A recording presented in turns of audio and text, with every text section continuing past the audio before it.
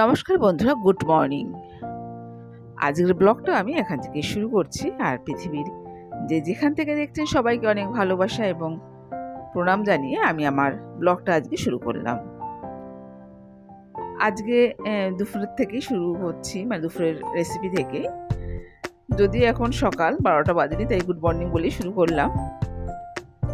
দুপুরে আজকে যা করব সেগুলো তো বের করে নিলাম, সেগুলো রান্নার এখন প্রস্তুতি চলছে। রান্নাঘরের কাজ কিছুটা সামনে চলে আসলাম, বেডরুমে।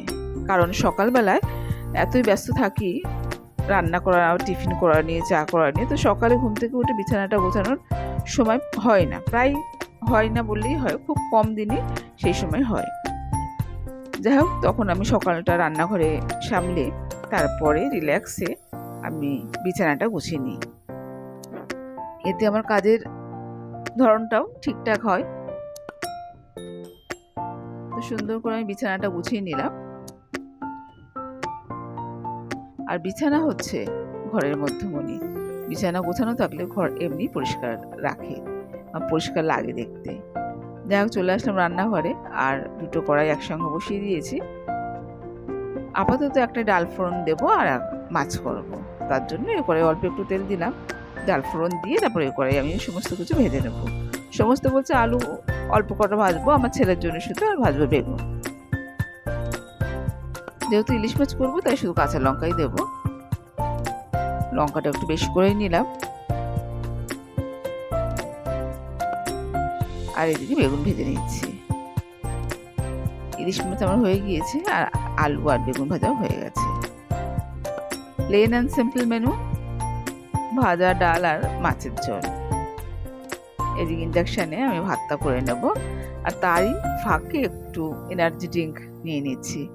ওই যে বললাম সকালবেলা একদম সময় হয় না যে বসে চা খাবো, শুধু খেতে হয়। খাওয়ার একটা অভ্যাস আছে বলে খাই, কিন্তু এই বেলার দিকে তখন আমি চা করে নিই, রিল্যাক্সে খাই। তো আজকে একটু ব্যালকনিতে বসলাম, বসেই চাটা খাচ্ছি।